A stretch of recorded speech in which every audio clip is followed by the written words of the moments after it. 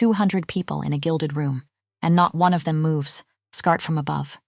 From chandeliers hanging like frozen waterfalls, light spilling down across polished marble, across silk gowns and carefully rehearsed smiles. The most expensive room in the city. A place where a single night costs more than a month's wages for the invisible hands carrying champagne through the crowd. Now lower. Down among the bodies, a wheelchair. An old woman, silver hair pinned high, chin lifted, hungry eyes drinking in a world she used to belong to, and a hand just raised. It hangs there in the air. 200 people see it. 200 people find something fascinating about the floor, except one. A tray hits the ground. Champagne shatters into a bright, wet arc, and someone, finally, begins to move. 3 weeks before the ballroom, before the blood, before a waitress, nobody could name stepped between a raised hand and an old woman in a wheelchair and changed the shape of everything. There was just a tired woman named Mara Castilianos, and a city that did not see her. She worked at the Hargrove. New York's most expensive hotel, the kind of place where a single night cost more than she made in a month. Marble floors, gold leaf on the ceilings. Flowers flown in from places she would never go. She poured the champagne. She cleared the plates. She was the hands. Never the face. 5 nights a week. Double shifts. She came home past midnight, slept maybe 5 hours, then woke up before the sun to give her younger brother his medicine before school. His name was Teo. He was 15. He had their mother's eyes and their father's stubborn chin and a heart condition that the doctors managed with 3 pills a day. And a warning Mara tried not to think about too hard. She lined the pills up on the counter every morning. 1, 2, 3. Watched him swallow them. Then handed him his backpack and told him to behave. He always rolled his eyes. She always pretended not to love that he did. Then she drove 40 minutes to the hospital because their mother was there. Rosa Castellanos, 63 years old, lungs that no longer worked on their own, a machine breathing for her now. In and out, in and out. A sound Mara heard in her sleep, in the spaces between sleep, in the quiet moments at work when the ballroom was empty, and she was setting tables alone, and the sound of her own breathing reminded her of it. She would sit by the bed for 1 hour, every day. She would hold her mother's hand, and she would talk. Not about anything important. She talked about the weather. About Teo's math grade. About the cherry trees on Orchard Street that were finally starting to bloom again after a long winter. She did not know if her mother could hear her. The doctors were not sure either, but she talked anyway. Because the silence was unbearable, and because somewhere underneath all the machines and the monitors and the antiseptic smell that clung to her uniform for hours after every visit, she believed. Just a little, just enough to keep coming back. Then she drove back, changed her uniform, tied her apron, and did it all over again. That was her life. A loop. A wheel turning in the dark. No room in it for dreams, no room in it for rest. No room in it for anything except the next shift, the next pill, the next 40-minute drive. She had learned, a long time ago, how to be invisible. It was a skill, an actual skill. Something you developed over years of moving through rooms full of people who would never learn your name. In rooms full of rich people, you learn to be small. Small and quiet and fast. You learn to disappear in plain sight. To refill a glass without breaking the conversation. To clear a plate without being seen to reach for it. It was safer that way. She had never questioned it. Or so she thought, because on the other side of the city, in a building with no name on the door and no address that any public record could locate, a man was watching her. He did not know her yet. Not really. He had her name in a file and her face on a screen, and her employment history in a folder his assistant had prepared. But he did not know her. He was about to. His name was Dorian Kovac, and he missed nothing. He sat behind a wide black desk in a room with the lights kept deliberately low. In front of him, a screen. On the screen, faces. Dozens of them. Every person scheduled to work the Hargrove's annual charity gala. Servers, bartenders, cooks, coat check attendants. Each one with a file, each one reviewed. His finger moved down the list. Slow, patient. The patience of a man who had buried every enemy who ever mistook stillness for weakness. Dorian Kovac was 38 years old. He had a jaw cut from stone and eyes the color of a winter sea. Pale gray, cold, the kind of eyes that looked through you instead of at you. The kind that made strong men suddenly find something interesting on the floor. He had built his empire over 15 years. Careful work. Ruthless work. Politicians took his calls on the first ring. Corporate boards changed their votes after quiet dinners. 3 separate organizations had tried to move against him in the last decade. None of them existed anymore. He did not raise his voice. He had never needed to. Power that has to shout is not power, it is noise. And Dorian Kovac did not make noise, but underneath all of it, underneath the black suits and the armored cars and the men at every door with their hands folded and their eyes forward, there was one thing he kept hidden from the world. One thing that, if it ever got out, could destroy him more completely than any rival ever could. His mother, her name was Annalise Kovac. She was 61 years old, and she had not walked without assistance in 4 years. The accident. He used that word through his teeth. Because it had been no accident at all. He knew that. He had always known that. But that is a story for later. Hold it. We will come back to it. For now, know this. Something had crushed her spine. Something had taken the strength from her right side. And it had left a woman who used to move through every room like she owned the air, sitting in a chair by a window. Watching a city she could no longer touch, she lived in his mansion. A suite built just for her. A full-time nurse named Helena. Every luxury money could buy, but Annalise did not want luxury. She wanted to feel like a person again. So when she asked him, for the 3rd time in 2 months, if she could attend the Hargrove Charity Gala this year, a night she had loved once, before the chair, before the window, before 4 years of watching life happen on the other side of the glass, he said no. He said no twice, and then he made the mistake of looking at her face. The way she stared out at the city lights. The hunger in her eyes. The specific grief of someone who has stopped asking for the thing they want most and has started simply watching for it. From a distance. Through glass, and he said yes, he would regret it. And he would not regret it. Both things would be true at the same time. That is how the most important nights of our lives usually work. The night of the gala, Mara arrived 2 hours early to help with setup. The ballroom took her breath the way it always did, even after years of working in it. Chandeliers like frozen waterfalls. Tables dressed in white linen and gold. The kind of room that reminded you, with every shining inch of it, exactly how far you were from your real life. She tied her apron, tucked her hair back. Got to work. By 8, the room was full politicians, socialites, old money, new money. All of them circling each other with practiced smiles, all of them saying nothing while seeming to say everything. Mara moved through them the way she always had, like a ghost, refilling glasses, collecting plates, eyes down, steps quick. She noticed the woman in the wheelchair almost immediately, not because she looked out of place, but because of how hard she was trying not to. The old woman sat very straight, chin up, a deep burgundy dress that had clearly been chosen with great care. The kind of care you put into something when an evening matters more than you will let yourself admit out loud. Silver hair pinned elegantly at the nape of her neck, and she was watching the room with a kind of hunger, like someone who had been kept away from something they loved for too long, and was trying to absorb every detail before it disappeared again. Mara felt something tighten in her chest, because she knew that look. She had seen it on her mother's face, in the hospital, on the good days. The days Rose's eyes opened and found the window and stayed there, looking out at a world she could no longer walk into. Mara did not know who the old woman was. She did not know that 40 feet away, half hidden in the shadow of a marble column, a man stood watching the entire room with the stillness of something patient and dangerous. She did not notice his security. 6 men, placed with precision, invisible to anyone not trained to find them. She just picked up her tray and kept moving. There was another woman in that room. And you need to know her name, Cordelia Marsh, 44 years old. Beautiful in a hard and expensive way. The kind of woman who had never once been told no by anyone who mattered to her. She had built her entire life on a single organizing principle, that the world arranged itself around her convenience. And so far, the world had agreed with her at every turn. She wore ivory that night, a gown that cost more than Mara's car, and she was standing near the old woman in the wheelchair, too near, in the careless, territorial way of someone who has never had to think about how much space she takes up.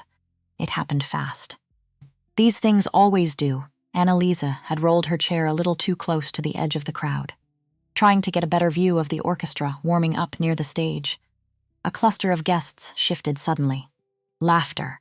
Someone stepping back without looking, and the wheel of her chair caught the hem of a passing server's jacket and lurched sideways. A glass of red wine sat on the small table beside her. It toppled, and it caught Cordelia Marsh directly across the front of her ivory gown. The red spread across the white like something final, and the room went quiet. Cordelia turned. Slowly, with the terrible calm of someone who has already decided what happens next. Who has never once had to consider whether what they are about to do is right. Who has confused impunity with righteousness so thoroughly that the two are now indistinguishable. She looked down at the old woman in the chair. "You," she said. Her voice was low. "Precise. Built to carry without seeming to rise, you clumsy. Useless. Old thing." Annalise's jaw tightened, but her voice stayed even. "I'm sorry," she said. "It was an accident. An accident." Cordelia's lip curled. She looked at the wheelchair the way people look at things they find offensive simply by existing. "You shouldn't be here," she said. "People like you. People who can't even control themselves. Have no business in a room like this." The guests nearby had gone still, not the helpful kind of still. The kind where everyone is watching and no one wants to be the one who steps in. The kind where 200 people who call themselves decent find something fascinating about the floor. Annalise said nothing. Her hands were folded in her lap, perfectly still. But her knuckles had gone white, and then Cordelia stepped forward and kicked the side of the wheelchair. Hard, the chair rocked. Annalise grabbed the armrests with both hands. A soft, collective breath moved through the small crowd gathered around them. Still. "No one moved, pathetic," Cordelia said, and she raised her hand. 40 feet away, in the shadow of the marble column, Dorian Kovac watched his mother's chair rock. He watched the hand go up, and he did not move. He could have ended it, in 10 different ways. Before that hand ever reached the air, he knew exactly who Cordelia Marsh was. He knew her family's finances down to the last dollar. He knew the favors she held over 3 city council members. He knew things about her that would erase her social existence if they ever reached the right ears. He could have stopped it with a look. He did not, because he wanted to see. He had spent 15 years learning one truth. The truest thing about a person does not appear when the world is watching. It appears in what they do when they think no one important is looking. And this whole room, these politicians, these executives, these socialites in their borrowed jewels, they all claimed virtue. They all gave to the charity. They all said the right things at the right dinners. He wanted to see what their virtue was worth when it cost them something, so he watched. And he waited. The answer broke something in him. Nobody, not one of them. Every single person near that wheelchair found something to look at. The floor, their phones, their own shoes. 200 people who called themselves good. And not one of them moved. Except there is always an except. Mara's tray hit the marble floor before she had consciously decided to drop it. Glasses shattered. Champagne spread in a bright, wet arc. Every head in the room turned at the sound. But Mara was already moving. She did not think. There was no thought involved. There was only her body, cutting through the frozen crowd with a speed that did not come from training. It came from somewhere deeper, somewhere older, somewhere that bypasses everything rational and goes straight to what is true. She stepped between them, and she caught Cordelia's wrist with both hands, stopping the motion completely. An inch from Annalise's face, Cordelia staggered, startled. She had not expected resistance, and certainly not from a waitress. Her eyes went wide with the pure, disbelieving fury of someone who has never once been physically checked by someone she considers beneath her. Mara held on, and then she let go, and turned her back on Cordelia Marsh as if the woman were nothing. And crouched down beside the wheelchair, Annalise was trembling. Just slightly. Her face composed with the specific effort Mara recognized immediately. The dignity of someone who has decided they will not fall apart. Not here. Not in front of these people. Mara had worn that same expression, in hospital corridors.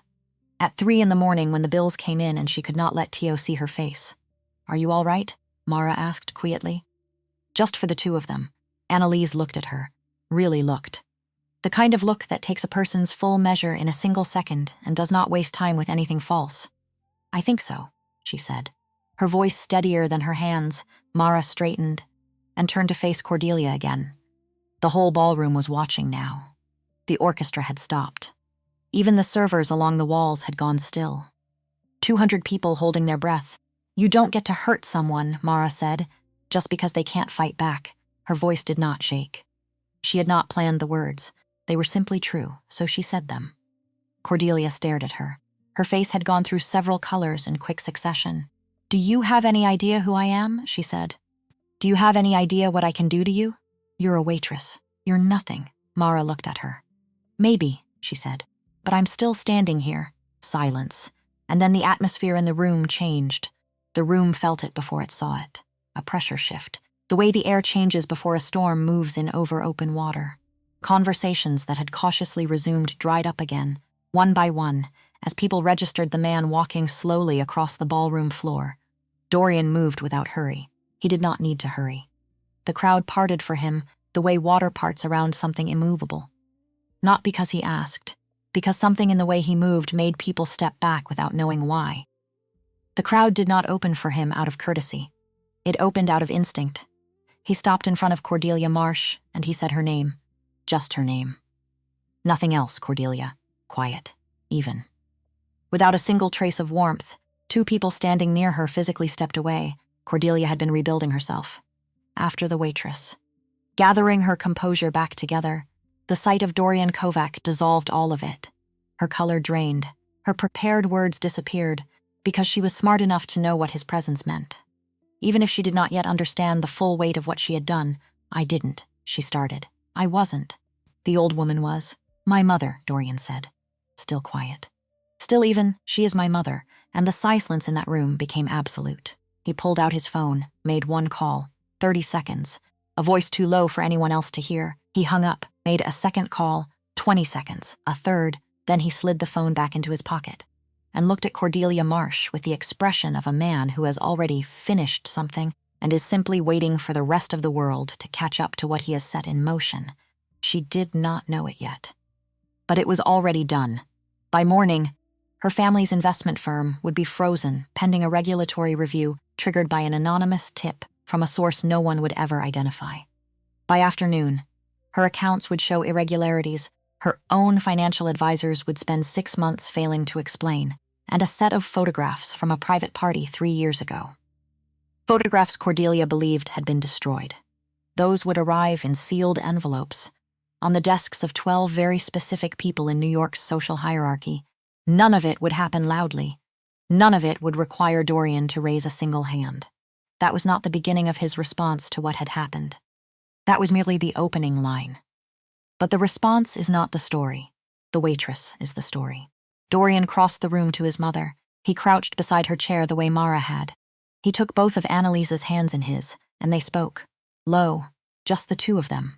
Whatever she said, his jaw tightened. Whatever he said, her shoulders dropped slightly, some weight finally setting down after being held up for too long. Then he stood.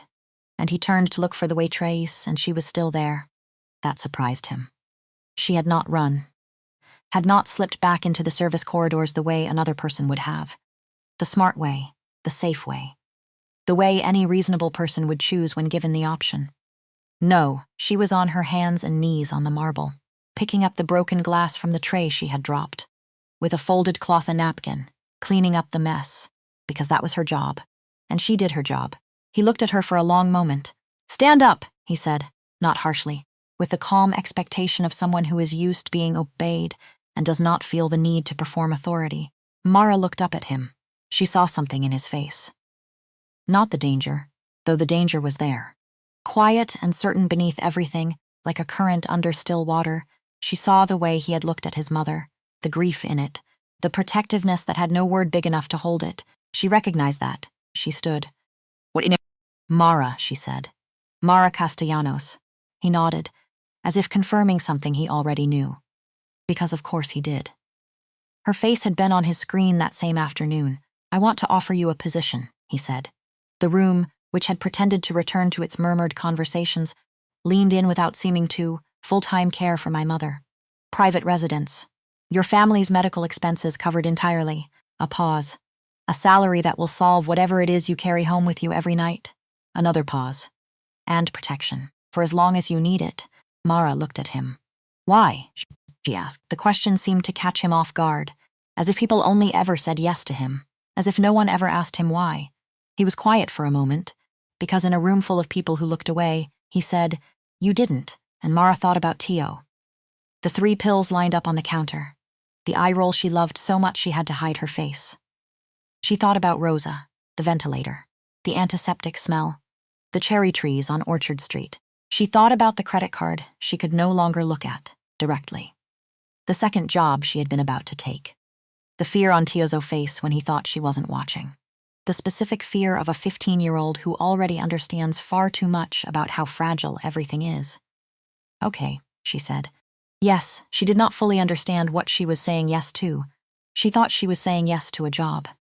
She had no idea she was saying yes to something that would take everything she was and rebuild it into something larger. 2 things you need to know. Things Mara did not know yet. The first, when Cordelia Marsh raised that hand, Mara had not moved only out of kindness. The kindness was real. Do not doubt that for a second. But there was something else.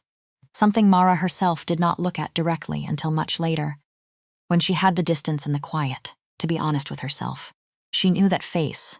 6 months before the gala, Mara had sat in a beige office and asked a charity board for emergency medical assistance. For her mother, for the breathing machine, for the bills that were slowly swallowing them whole. A cold, carefully beautiful woman had looked at the application file, had looked at Mara, and said no, with a small bored smile that did not reach her eyes. Cordelia Marsh had sat on that board. Cordelia Marsh had said no. Mara had not recognized her consciously in the ballroom, not at first, but her body had remembered before her mind did. And maybe that was part of why her tray hit the floor before she made the decision to drop it. She did not let herself examine that yet, but it was there, waiting. The way true things wait. The second thing, the car that came for Mara the next morning was black and unmarked. The driver did not make small talk. The mansion sat on the north edge of the city, behind iron gates and tall trees that hid it completely from the road. It was not what she had imagined when she heard the word mansion. It was not showy. It was not excessive. It was enormous and severe, and it looked like it had been built to withstand something specific. Not weather, not time, something that had a plan. Within the first hour, she understood. She counted 14 staff members. She suspected there were more she could not account for. The men at the doors wore no uniforms, but stood with the particular stillness of professionals. The windows on the ground floor were thick in a way that residential glass is not supposed to be. The kitchen had 2 exits. Every room had a clear sightline to the nearest door. This was not a home, it was a fortress. One that had been very carefully dressed to feel like a home. And somewhere inside it, behind a story no public record confirmed, behind 4 years of grief and one quiet bargain that Mara had not yet discovered, the truth of how Annalise Kovac had ended up in that chair was waiting. It had a name. The name was Rayer, but Mara did not know that yet. She just walked through the front door, carrying everything she owned in a single bag, thinking she had found a way out of the dark, when really she had just walked straight into the center of it. Annalise was sitting up in bed when Mara arrived, reading a novel, glasses at the end of her nose. She lowered the book and studied Mara with the same direct, measuring look from the night before. "You're younger than I expected," she said. "You're stronger than you looked last night," Mara said. In the best way, Annalise's mouth curved, not small, but completely real. "Sit down," she said. "Tell me about yourself, not your resume." A pause. "You," and so Mara did. She talked about Teo, about Rosa, about the apartment on the east side, with the radiator that knocked through all of winter like it had somewhere to be. About the way her mother used to make rice pudding on Sunday mornings. The whole kitchen warm with cinnamon and the sound of something old and slow on the radio. Annalise listened. Not the polite, surface-level listening of someone enduring a conversation. She listened the way people listen when they are actually fully present. The way people listen when they are hungry for something real. By the end of that first week, something in the house had shifted. Mara reorganized the physical therapy schedule. Moved the morning session earlier when Annalise's body was at its stiffest, because pain met early is pain you learn to manage. Moved the afternoon session to the garden, where the light was better and the air smelled like something other than recirculated grief. Helena, the nurse who had been there for 4 years, watched all of this with her arms crossed and her mouth tight. "You can't rearrange her schedule without consulting the physician," Helena said. "Day 3, I know," Mara said. "That's why I already called him." A pause, and? He agreed with me. Helena's arms stayed crossed, but something shifted behind her eyes. Not anger exactly. something closer to recognition. The look of someone watching a chess move they hadn't anticipated. She uncrossed her arms, said nothing, walked away, which was, Mara would learn, Helena's version of a concession. By week 2, the physician had adjusted Annalise's pain medication. Mara had pushed for it, not loudly, not aggressively, persistently. The way water is persistent, patient and steady and eventually irresistible. The adjustment made a real difference. Annalise's hands moved more freely. She reached for her coffee cup without the micro-hesitation Mara had learned to watch for. That split second of bracing before a movement that hurt. "You notice things," Annalise said one afternoon. "Occupational hazard," Mara said. "From being a waitress?" "From being the person everyone looks through." Annalise was quiet for a moment. Then, "I know something about that," and Mara believed her, completely. By week 3, the garden sessions were running 2 hours. They talked about everything and about nothing. Annalise talked about cities she had loved before the chair. Prague in autumn, Lisbon in July, a market in Budapest where she used to buy spices whose names she still could not pronounce correctly after 30 years of trying. Mara talked about Rosa, about Sunday mornings, about Teo, who was attending school by day and sleeping in the mansion's east wing at night after something had approached him, outside his school, and Dorian had not waited even 1 hour to respond. "He's at the kitchen table every night doing homework," Mara told Annalise, "with 3 bodyguards in the next room. And he still complains about algebra." Annalise laughed. That laugh, sudden and unguarded and completely real. The kind that comes from somewhere under all the careful composure. The kind that cannot be performed.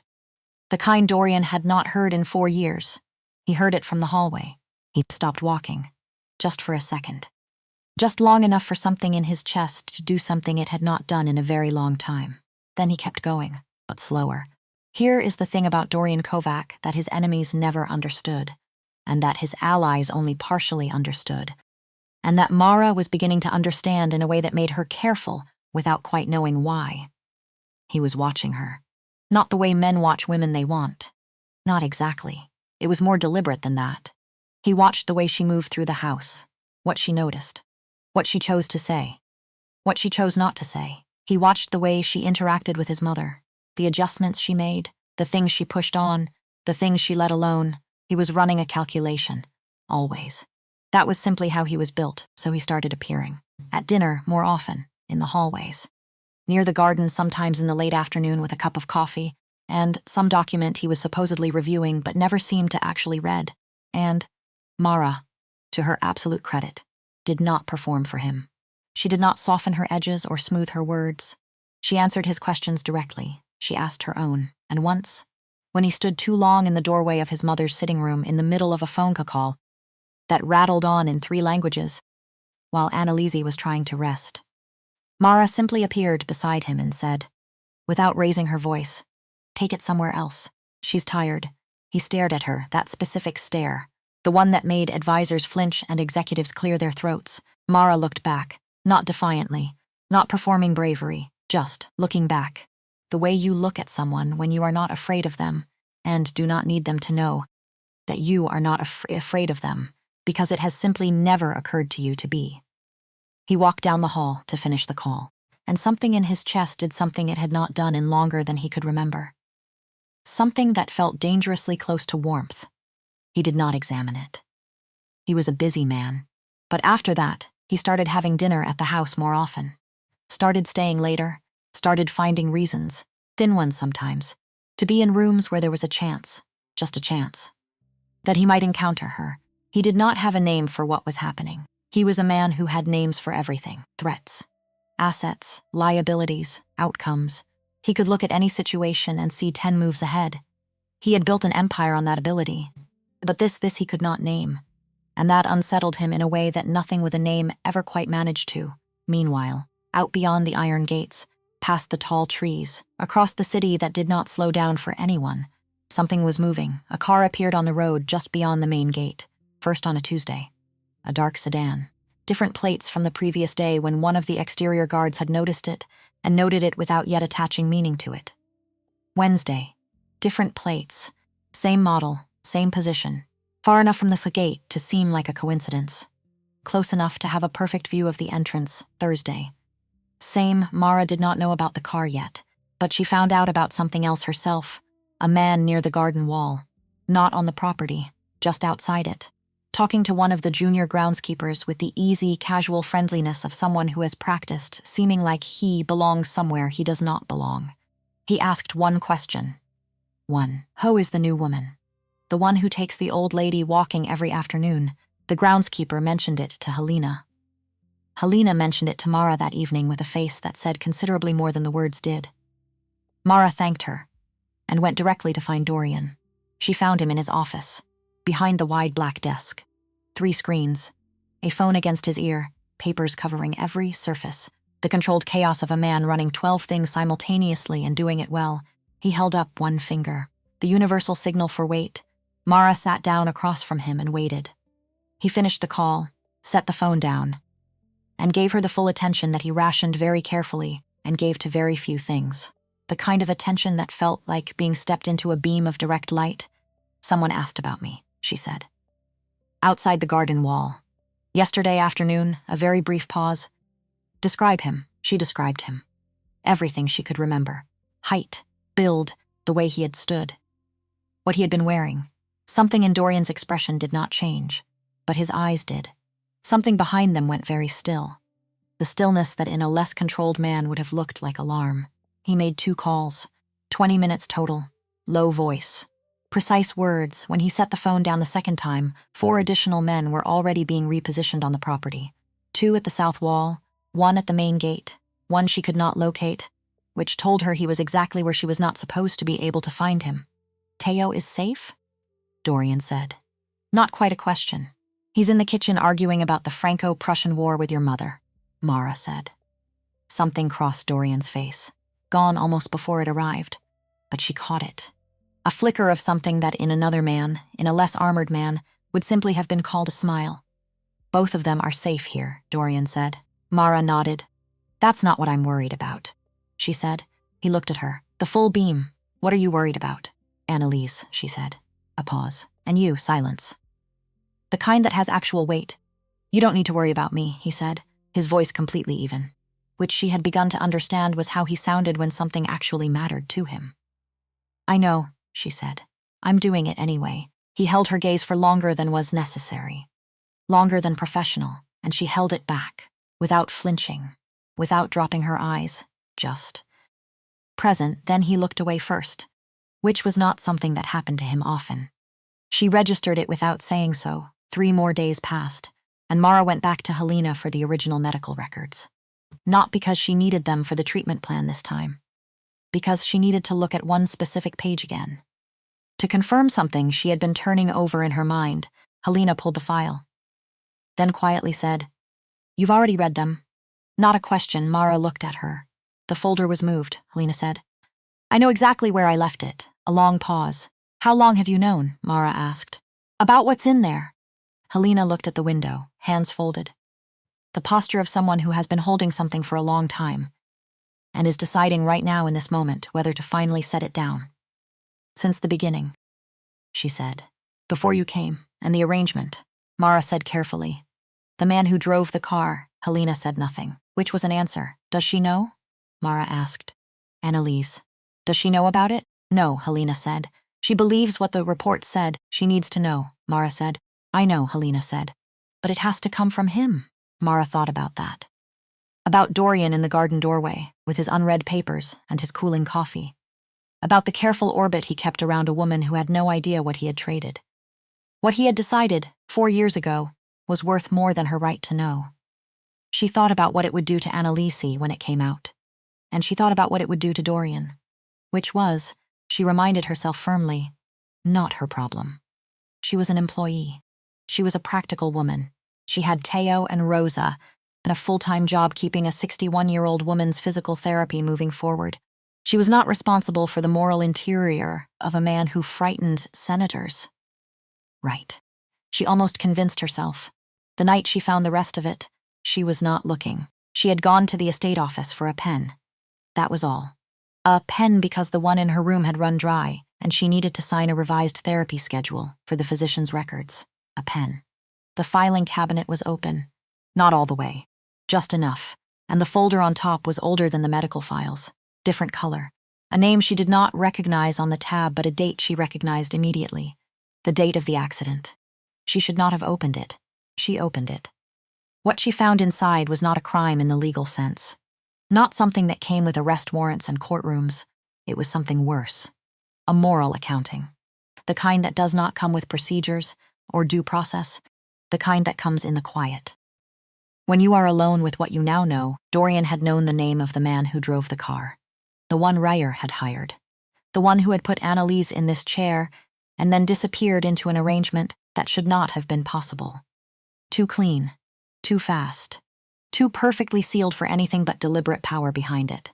In the months after the accident, while dismantling most of Ryer's infrastructure piece by piece, Dorian had found this man and given him a choice: disappear, testify, provide everything: names, dates, instructions, wire transfers. The complete architecture of what Ryer had ordered and funded and set in motion in exchange for protection. A new life, a new name, a city far away from New York and everything in it. The man who had put Annalise in her chair was alive, free, had a job somewhere, a family. Morning coffee, in a kitchen, in a city whose name was in the file but that Mara made herself stop reading before she reached, because Dorian had decided, 4 years ago, that dismantling Ryer's organization completely was worth more than giving his mother justice. He had traded her pain for strategic advantage. And Annalise did not know Mara sat in the quiet of the estate office for a long time. Hands flat on the desk, the folder closed in front of her. Looking at the wall, she thought about Annalise in the garden, her hands moving when she talked. The way she worked through the pain of therapy without complaint, because she wanted her right hand back. Wanted it enough to hurt for it every single day. She thought about Dorian in the doorway. The coffee going cold, the unread papers. She thought about what it means to be the person who could have given someone justice and chose instead to use that same person as a tool. Was it unforgivable? Or was it? In the world Dorian inhabited, where the currency was never justice but always leverage, was it the most ruthlessly practical thing he could have done? The thing that actually prevented it from happening again? She did not know. She genuinely, honestly did not know. What she knew was that it was not her secret to tell, not her right to resolve, and that somewhere in this fortress, a man who had spent 15 years making impossible choices was carrying this particular one alone. The way you carry things you cannot put down and cannot share. She went to bed. She did not sleep. Nobody does. The night before, everything changes. 3 days later, a Tuesday. 7:15 in the evening, Tio called her. She was in the corridor outside Annalise's room, his name on her screen, which was normal. He called every day. Usually to complain about dinner, or to ask a homework question he could have answered himself with 5 fewer minutes of procrastination. She answered, Mara. His voice was different. She turned away from the door. One hand against the wall. What happened? There was a man, Tio said. Outside school, before Dorian's driver came. He was just standing there. And he asked me, a pause. He asked how my sister was doing. Silence. Did you recognize him? No. Did he touch you? No. He just asked. And then he walked away when he saw the car. Mara's hand was flat against the wall. Hard. She could feel her own pulse in her fingertips. You're okay, she said, her voice steady. For him. You're in the car now? Yeah. Don't get out until you're inside the gate, Mara. What's happening? I don't know yet, she said. But I'm going to find out right now. She hung up and walked directly to Dorian's office. She told him everything. Flat, factual. No drama, the man, the question, the timing. The specific way Tio's voice had sounded different from the first syllable, and she watched his face while she talked. Because she was watching for something specific, not the danger. She already knew the danger was real. She was watching for the flicker, the one that would tell her whether he recognized what this was before she named it. Whether the thing moving toward them was a thing he already understood was coming. Whether it was, in some way she was not yet ready to fully formulate, a thing his own choices had called forward. She saw it. Just for a second. Just long enough. Then it was gone. I'll have him brought in now, Dorian said. He reached for the phone. Do it, Mara said. And then, quiet. It's Ryer. His hand stopped on the phone. Not moving. 2 full seconds. Yes, he said. Just that. No hesitation, no qualification. Yes, and in that single syllable she heard everything she had read in the folder. Every choice. Every calculation, every year of carrying it quietly. She looked at him. He looked at her. Does she know? Mara said. A longer pause. Heavy. No. She needs to. I know, Dorian, first time. Just his name. Nothing added to soften it. He registered it. She saw him register it. She needs to hear it from you. Before anything else happens, he held her eyes for a long moment, then he nodded. Once, and picked up the phone. The house changed after that, not visibly. Not in ways that anyone passing through would have noticed. But Mara noticed.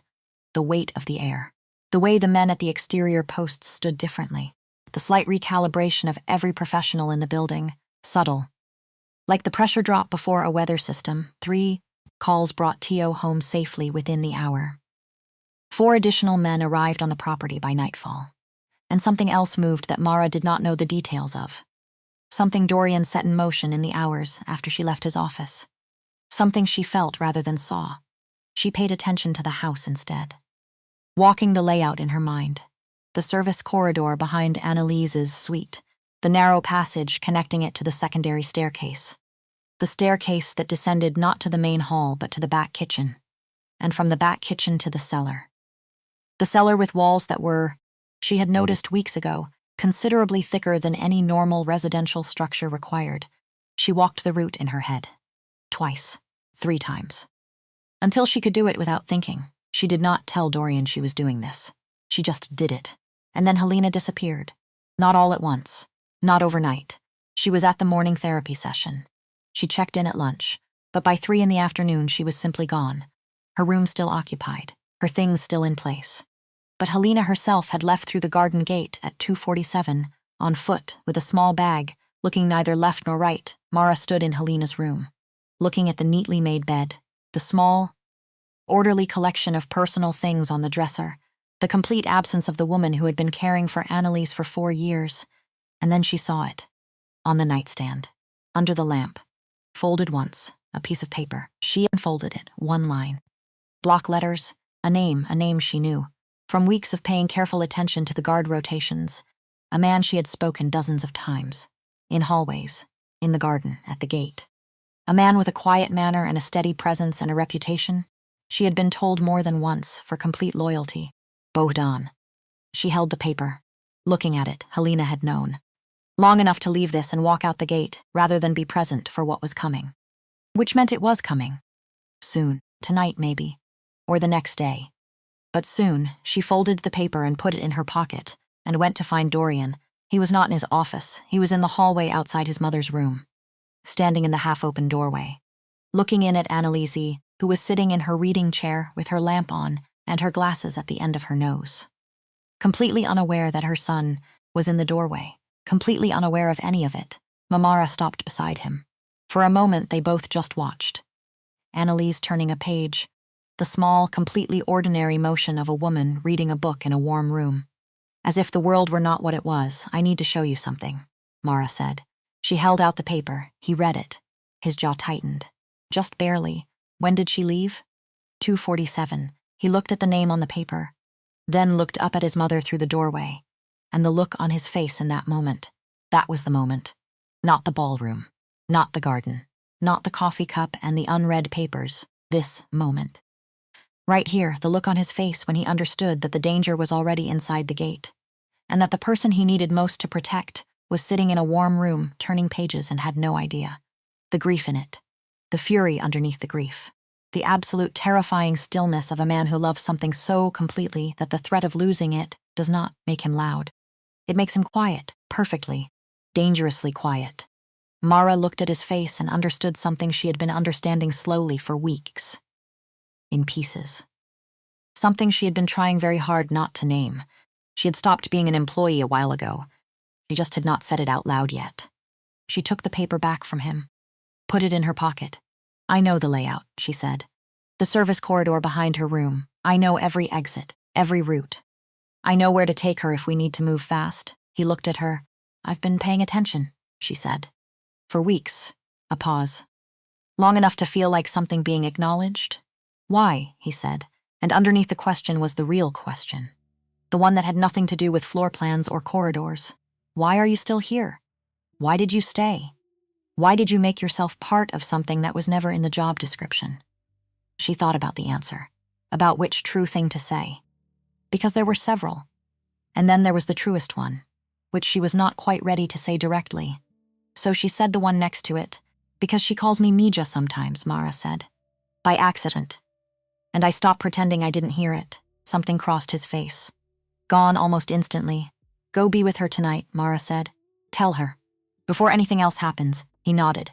She walked away. Behind her, she heard the door to Annalise's room open fully, then close. The soft, specific sound of a man choosing to walk into the hardest conversation of his life.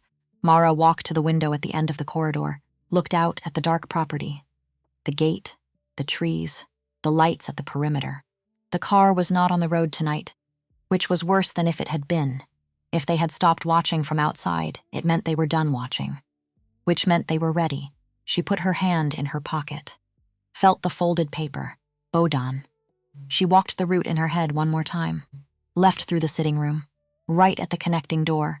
Straight down the service passage. 40 feet. Secondary staircase on the left. Down 2 flights. Right through the back kitchen. Straight to the cellar. She walked it until she could do it in complete darkness.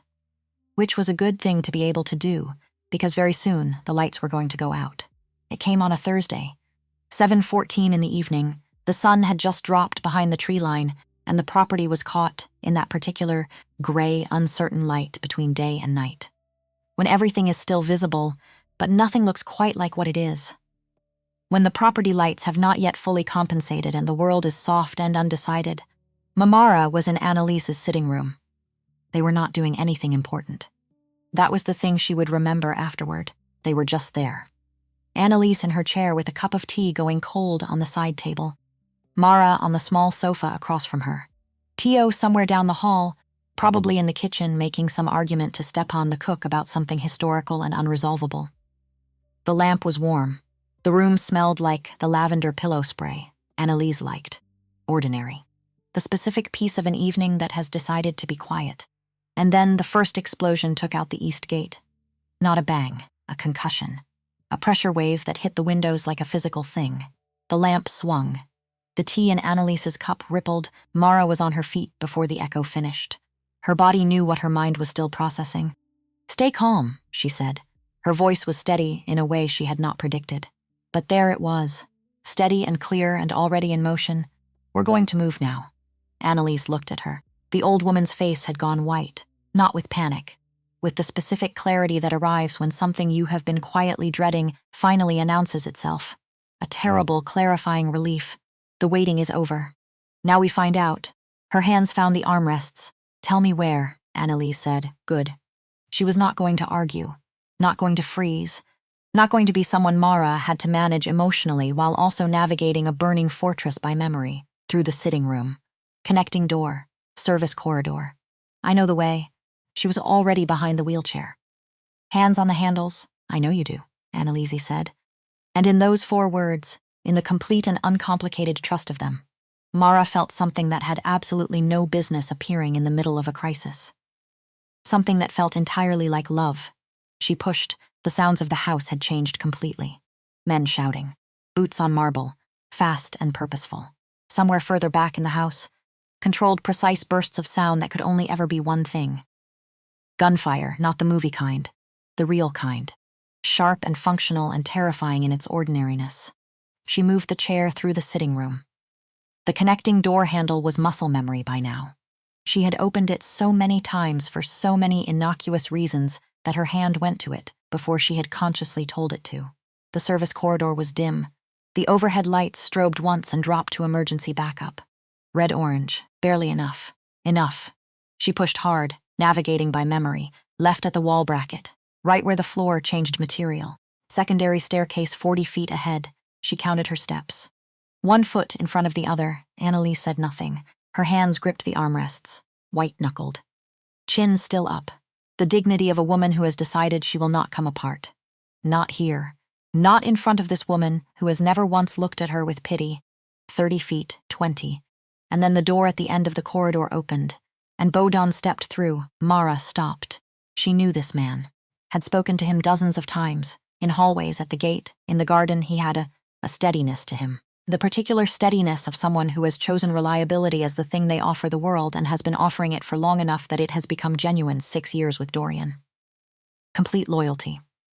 That was what people said about Bodan. He was holding a phone, not a weapon, his hands at his sides. He looked at the chair, at Mara's face. His own face was wrong, not the face of a man who has chosen something. The face of a man who has been handed something impossible and told to carry it or watch someone he loves disappear. "I'm sorry," he said. He looked like he meant every syllable. Which was almost worse. "I didn't have a choice," he said. And from somewhere in the cold, clear space behind her sternum, in the place where fear had not yet fully arrived, Mara thought, "You always have a choice." But she did not say it. Not yet. Because behind Bodan, 3 men she had never seen were already filing into the corridor. They were taken to the East Wing, the section of the house that had been deliberately isolated from the main security network. Mara had noticed the camera coverage in this wing weeks ago. The angles were wrong. The blind spots too perfectly placed to be accidental. She had filed it away without knowing why. Now she knew. She kept her hand on Annalise's shoulder the whole way. Just there. Warm. Steady. Saying nothing. Saying everything that mattered. Annalise kept her chin up. The room was large and plainly furnished. A table. Chairs. A window with the shutters pulled closed. 3 men already positioned inside at the doors. Lucian Ryer walked in, 56 years old. A man who had been planning this exact evening for 3 years. He entered the room the way men enter rooms when they are absolutely certain they have already won. Measured. Almost pleasant. The specific ease of someone who has done all the difficult work and is here only to collect the result. He was not what Mara had expected. She had built him from the files. From the documentation of what he had ordered done to an old woman who only wanted to feel like a person again. She had expected something that looked like a monster. He looked like a banker, successful. Graying at the temples, expensive suit. The hands of a man who had others do the things that left permanent marks. He looked at Annalise first, then at Mara. Something like amusement moved across his face. "Brief and private, the waitress," he said. He said it the way you note an unexpected variable in an otherwise clean equation. Not angry, just noting, "You've made yourself very difficult to ignore." Mara said nothing. Rayer pulled out his phone. Made a call. Put it on speaker, 1 ring. 2 Dorian answered on the second, because, of course he did, Lucian. Dorian's voice through the speaker. Flat, even, completely empty of everything. The voice of a man who has removed every fuel source from the fire because the fire cannot be allowed to burn right now. Not yet. Not until he knows exactly where it needs to go. Your mother and the woman. Both of them. Here with me. I want you to listen carefully. Because I'm only going to explain the terms once. He laid them out. Clean and precise. The terms of a man who believed he had spent 3 years building something inescapable. Surrender the northern operations. All of them. Transfer of control. Tonight. Signed and transmitted. Pull every contact in city government. Make 1 public statement acknowledging specific financial irregularities. And step back from everything. Do all of this by midnight. And both women walk out unharmed. A silence on the line. The silence of a man who was raised from birth to show the world exactly what he decided to show it. And nothing else. Under any circumstances. Under any pressure. The silence of complete control. And if I don't, Dorian said, then you lose them both. A breath. And you spend the rest of your life knowing you could have stopped it. Another silence. Longer. I need 20 minutes, Dorian said. Ryer smiled. The warm, satisfied smile of a man watching a clock run down toward an outcome he considers settled. You have 15, he ended the call, slid the phone into his pocket, and looked at the 2 women with the expression of a man watching an outcome that was never really in question finally arriving. He was not watching them closely enough. This was his mistake. The one his 3 years of meticulous planning had never accounted for. Because you can plan for power. You can plan for money. You can plan for security, rotations, and loyalty, and organizational structure, and every visible mechanism of a man's empire. You cannot plan for 8 weeks of physical therapy, driven by the specific fury of a woman who has been sitting in a chair for 4 years and has decided, quietly and without announcement, that she is done. Annalise Kovac had been building something. Since the morning Mara arrived and rearranged the schedule and argued with the physician and took her out to the garden every afternoon. She had been building it the way she did everything. Quietly, without complaint, without letting anyone see the cost. Fury is extraordinary fuel. When you know how to refine it, when you have had 4 years to refine it, at the man who hired the driver, at the chair, at the window. At every morning she woke up in pain and decided to do it anyway. At the city she had watched from behind glass for 4 years while it moved on without her. All of it, every bit of it, had been going somewhere. She had just not known until tonight exactly where. The guard nearest to her had stopped paying attention. The specific relaxation of a professional who has assessed the room and concluded that an old woman in a wheelchair represents no credible threat. He was 3 feet to her left, watching the door, weight slightly forward. He had been standing exactly there for 11 minutes. He did not see it coming, Annalise's right arm. The arm that 8 weeks of painful, incremental, daily work had been slowly rebuilding. The arm the doctors had given measured expectations for. The arm that Mara had pushed, session after session, just slightly further than the previous session, because Mara was practical and Annalise was stubborn, and together they had exceeded every measured expectation the medical team had set. It came up fast, faster than anyone in that room expected from someone in that chair. And her elbow drove into the side of the guard's knee with everything she had been storing for 4 years. He went down. Mara moved the same instant. She had been watching Annalise's hand since the moment Ryer walked in. She had seen the minute repositioning, the specific breath. She had counted every repetition of every therapy session. She knew exactly what that arm could do now. She knew before it happened that it was going to happen. She drove her shoulder into the second guard's midsection. The air left him in one long rush. She grabbed the radio from his belt with both hands and brought it down hard against the corner of the table. Once, the casing cracked. Twice. The internals failed. Silence where the radio frequency had been. Ryer spun. The satisfaction had vacated his face completely. In its place, fury. The fury of a meticulous man watching 3 years of careful, patient construction come apart in under 30 seconds at the hands of an old woman and a waitress. He reached for his weapon. The door came off its hinges. Not explosively. Not dramatically. With the quiet, precise efficiency of men who had been in position for 11 minutes and were waiting for exactly this signal. The dead radio. That was the sign. The crack of it hitting the table corner. That was all they needed. Dorian did not wait 15 minutes. He had never intended to. The 15-minute window was the time his people needed. Not to consider the terms, not to weigh the offer. He had weighed everything the moment he heard Ryer's voice. The 15 minutes was the time required to move his people into position around the east wing. To place 3 men at the external wall, 2 in the internal corridor, 1 at the power relay for this section of the house, 1 at the window, 1 at the precise door through which he himself intended to enter. What followed was not a fight. It was a conclusion. His people moved through the east wing with the focused efficiency of professionals who had been briefed on exactly this layout, exactly this scenario, because Dorian had been preparing for exactly this night. Since the car on the road, since the man at the garden wall, since Mara Castilianos had stood in his doorway and handed him a name on a folded piece of paper, every exit covered, every guard Ryer had brought into the house accounted for. The 3 men in the corridor outside the room were contained in under 90 seconds. The 2 at the external posts did not know it was already over before they were reached. Bodan was found in the service corridor, sitting on the floor with his back against the wall, phone in his hands, face in the expression of a man who has done the thing he feared he would do and is now simply waiting to find out what comes next. Whether there is anything left. He was taken without violence, because Dorian had been given, in the 40 minutes between Mara bringing him the paper and the gate going down, certain information about why Bodan had done what he had done. Ryer had taken Bodan's wife and his 12-year-old daughter 3 days earlier, a guarantee. An insurance policy against the loyalty of a man whose loyalty was otherwise absolute. Dorian had known this for 38 minutes before the East Gate blew. He had already sent 2 people. Bodan's family was in a car heading north before Mara and Annalise were brought into the East Wing room. Before any of it started, save.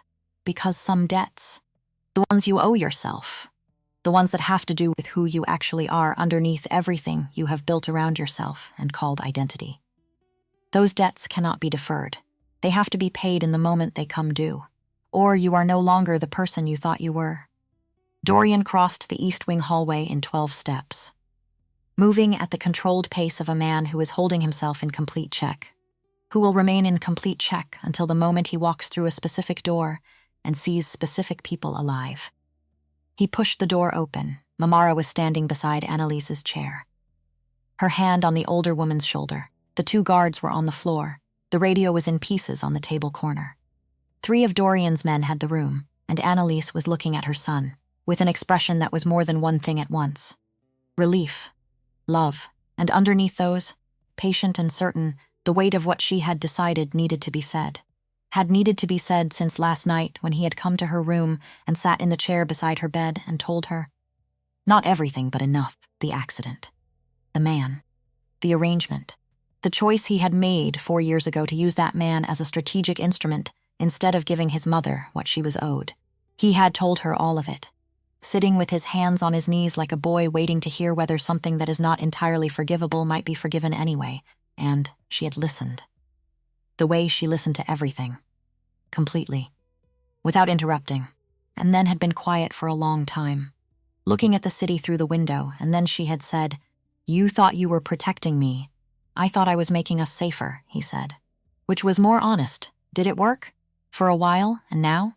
Now it hasn't. She had looked at him for a long moment.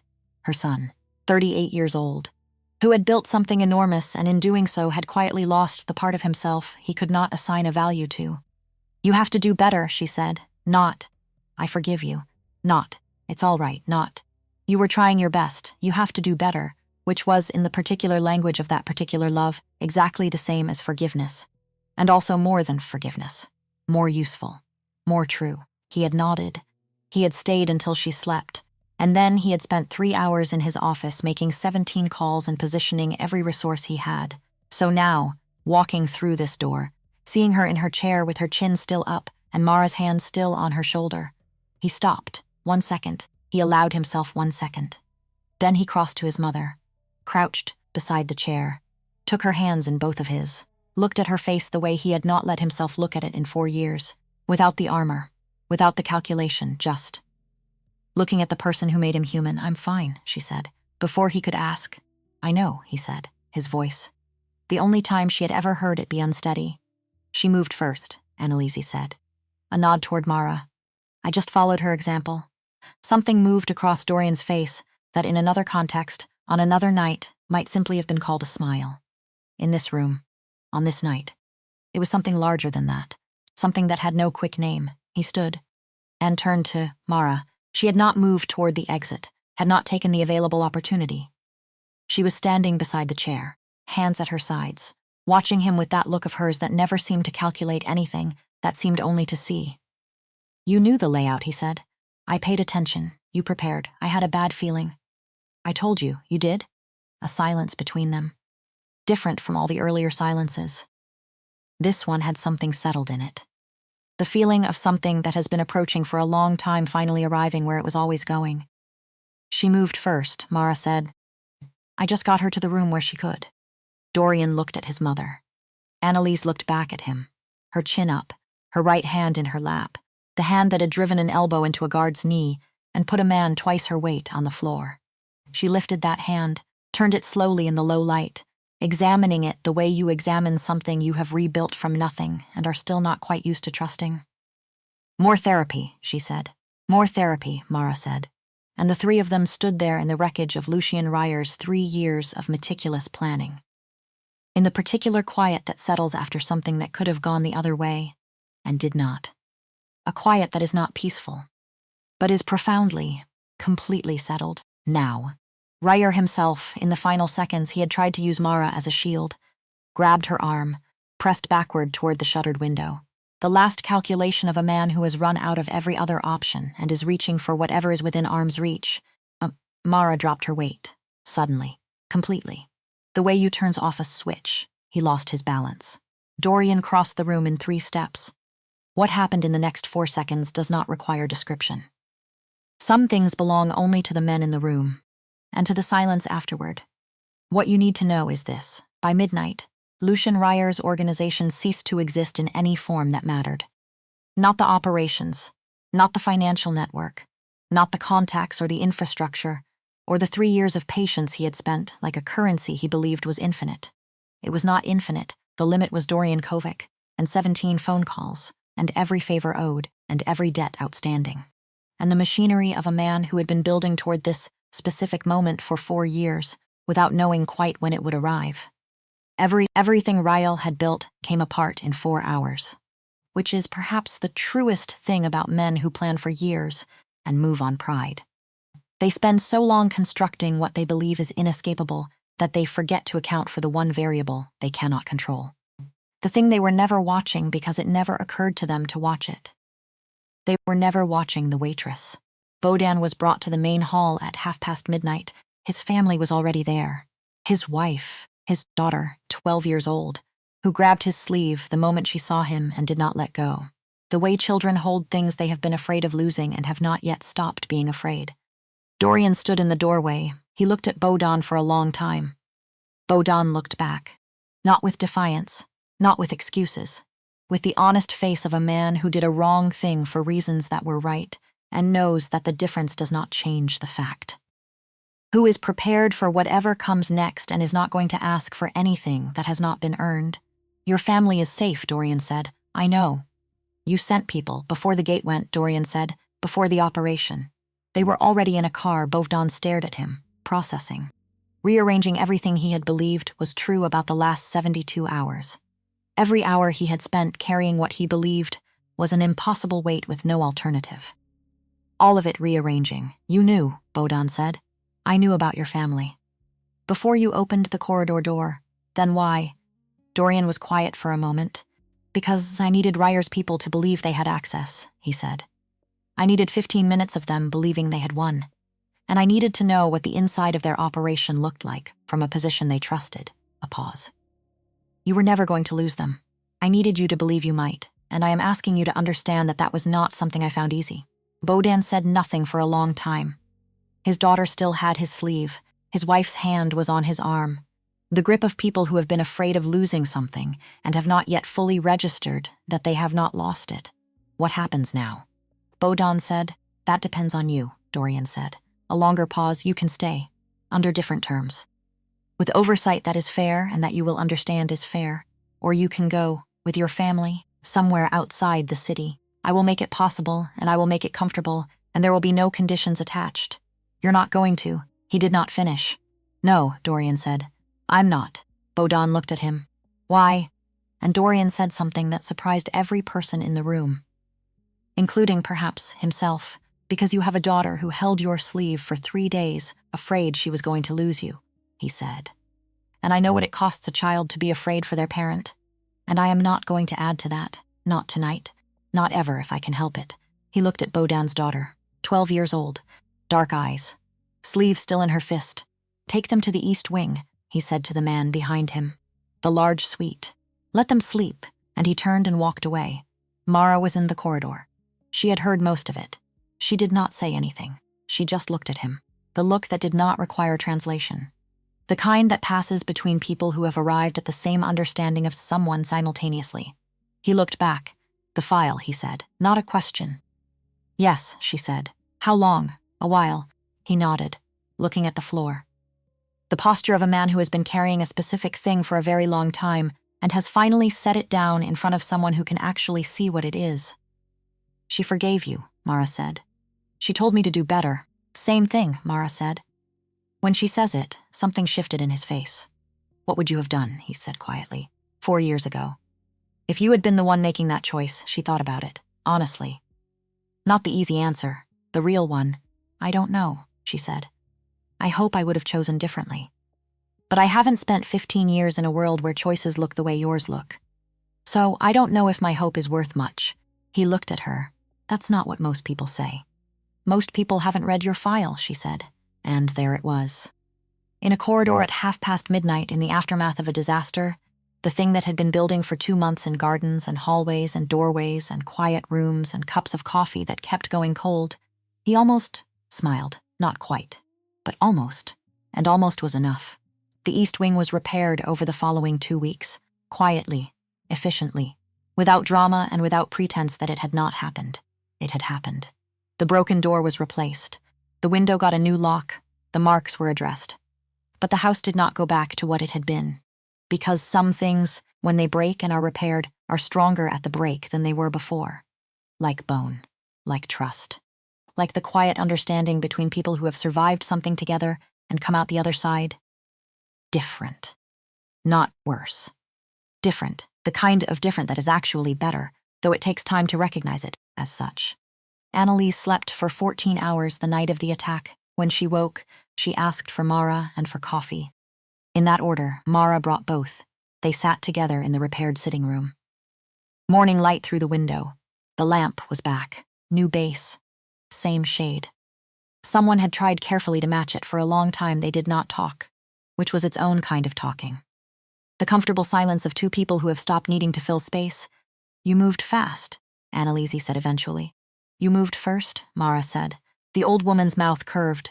She lifted her right hand, turned it in the morning light. The movement still imperfect, still limited, but present. Genuinely, undeniably present. The specific presence of something built through pain and stubbornness, and the daily refusal to accept the ceiling someone else has set. More therapy, she said. Confirming something Monday morning, Mara said. We pushed the shoulder next. Annalise lowered her hand and looked at Mara, the full, direct, measuring look. Mija, she said. Not by accident. Not this time. On purpose, Mara felt it settle somewhere under her ribs. Stay there. Become part of the structure of something. I'm not going anywhere, Mara said. Quietly. Not for effect. Just stating what was true. Annalise nodded once. They drank their coffee. 3 days after the attack, Dorian knocked on Mara's door. He always knocked. She had noticed that. In a house where he moved through every space with complete ownership and authority, he always knocked on her door. As if the space she occupied required a different kind of permission. As if it were outside the architecture of everything else he controlled. She opened the door. He was holding a single piece of paper. She recognized it immediately. The employment contract. The one she had signed in the Hargroves' back office on the morning after the gala. His attorney present. Everything neat and legal and properly structured. Salary, responsibilities, terms and conditions of employment. He looked at it for one moment, then he tore it in half, clean and even. And held the 2 pieces. I'm not offering you a job, he said. She waited. I'm not offering you payment or protection or any of the things that were on that paper. He held her eyes. Those pale gray eyes, the winter sea ones. But she knew now what was underneath them. She had known for a while. I'm asking if you want to stay, he said. For reasons that have nothing to do with what you can do for my family. For reasons that are about you. A pause. The rare kind. The kind she had learned meant something was genuinely difficult for him. Not strategically difficult, actually difficult. The kind of difficult that has nothing to do with calculation. I don't have much experience with that, he said. Asking for things that are not strategic. Not practical. Things that are just. He paused again. Things that are just what I want. She looked at the 2 halves of the contract in his hands. What happens if I say no, she said. You leave with everything I promised. The money, the medical coverage for your mother and Tio, all of it. None of that changes.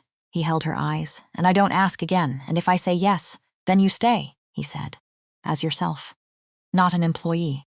Not something I hired or manage or own. As a partner. In whatever form that takes over time. He looked at the pieces of paper. I don't have a precise name for the form yet, he said. But I'm willing to spend as long as it takes.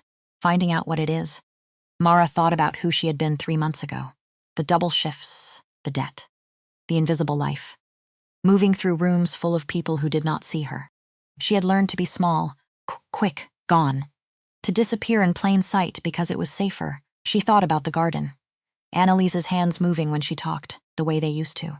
The laugh that Dorian had not heard in 4 years, and that she had brought back without trying to. She thought about Tio at the kitchen table. Complaining about algebra. Safe. Fed. No longer carrying the fear that had been living on his face for 2 years. She thought about Rosa in the hospital. The ventilator, the antiseptic smell that clung to her clothes after every visit, and the cherry trees on Orchard Street that bloomed every April whether anyone was there to see them or not. And she thought about a man in a doorway, with an unread paper in his hand and a cup of coffee going cold, and a face that showed the rest of the world exactly what it decided to show. and apparently could not quite manage to show only that to her. "I'm not going to disappear into your world," she said. "I need you to understand that clearly.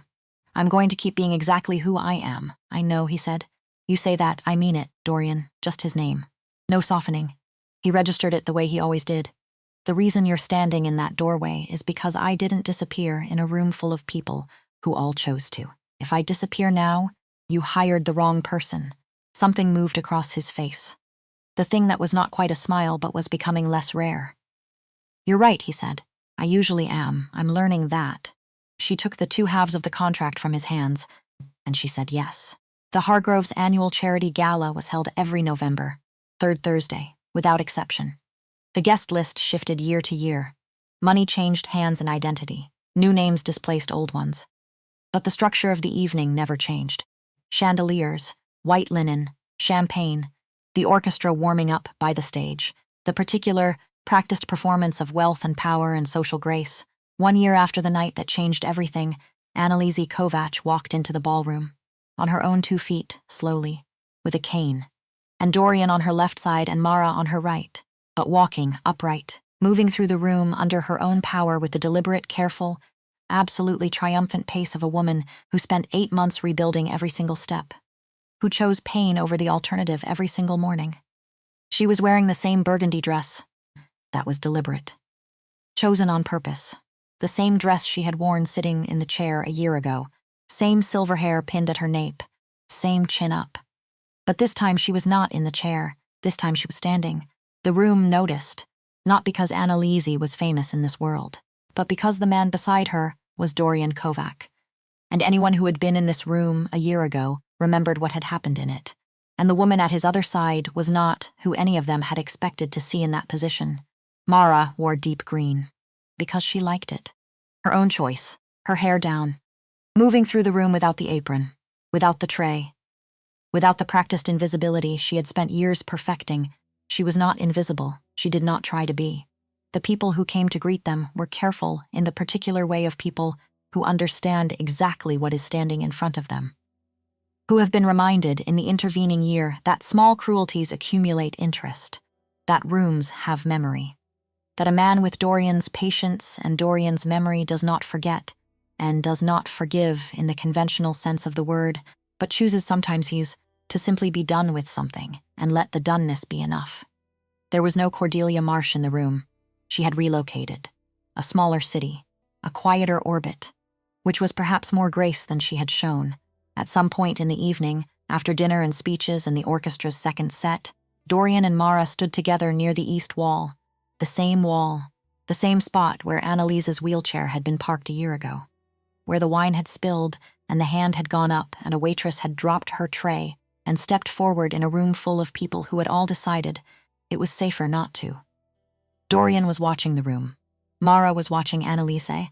Across the room, Annalise had found a chair, a regular chair, at a table full of people who were listening to her with the kind of attention that does not have to be manufactured.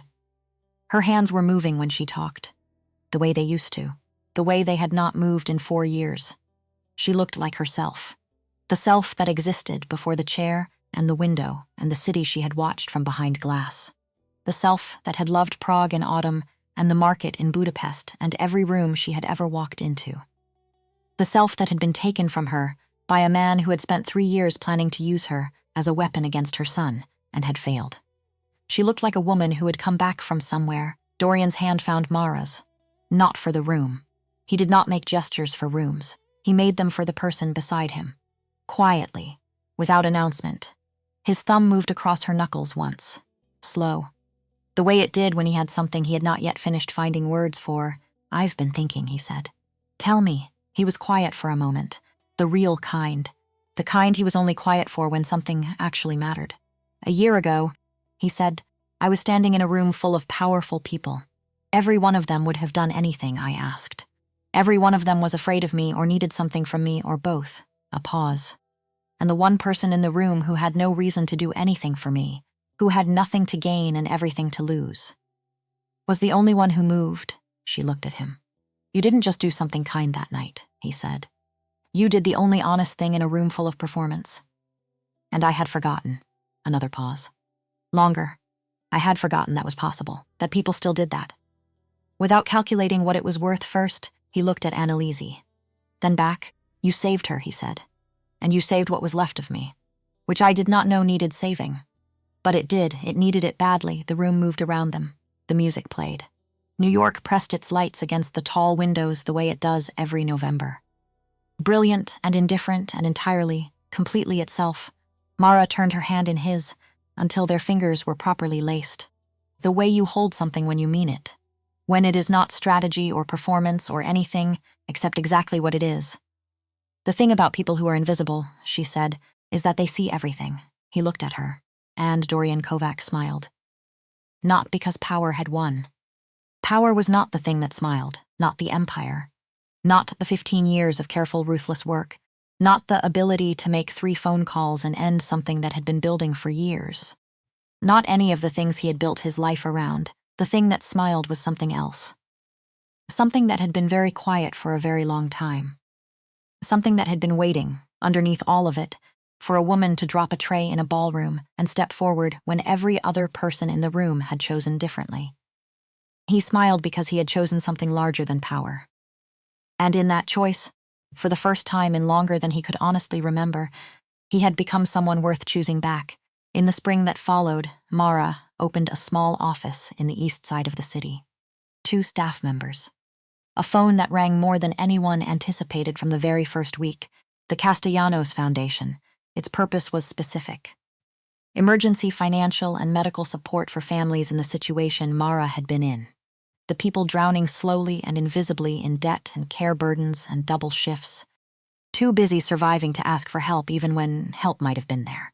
People like the woman she used to be. People like Rosa. People like the version of herself that had driven 40 minutes to a hospital every morning and believed she was alone in it. Annalise was on the board. She attended every meeting. She argued about strategy with the focused passion of a woman who had been waiting years for something worth arguing about.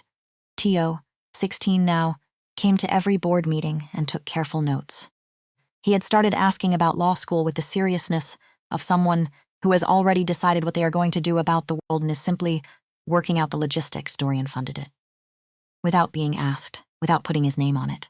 When Mara found out and asked him why he had not said anything, he did the thing he did. The slight shift of one shoulder. His version of the things he found impossible to put into words. Because it's yours, he said. I didn't want it to become mine. She looked at him for a long moment. You're not as difficult to understand as you think you are, she said. He looked at her steadily. The pale gray eyes. Don't tell anyone. That was the shape of the life they made, not a fairy tale. This was never a fairy tale. It was something better and truer and considerably harder to earn. Something built from real materials, loss and labor and the specific, stubborn, quiet courage of people who keep going when going is the only available option. And then keep going a little further than that. Because something irreducible in the center of them refuses to accept that surviving is the same thing as living. The Hargrove still stands on 5th Avenue. The ballroom still glitters every November with chandeliers like frozen waterfalls and flowers that were never grown anywhere near New York. The guest list still shifts. Money still changes shape. The orchestra still warms up near the stage. And somewhere in that room, every year, there is a woman in deep green, not invisible, not a ghost moving through a crowd of people who have decided she does not count. Not the hands that refill your glass and clear your plate and disappear before you think to look. She is there. Fully, her whole self. The woman who spent years learning to be small and quick and gone, and then spent one night in front of 200 people who all made a different choice, remembering what it actually felt like to take up space. To be large, to be present, to be seen. She chose large, and the world, which had always been arranging itself around other people's convenience, rearranged. Not because she demanded it, because she simply, finally, irrevocably refused to disappear, and the room. The room that had always seemed to belong to the people with the most money and the loudest names and the most practiced smiles. It turned out it had always belonged to the people who were invisible in it. They just had to remember. To stop looking away.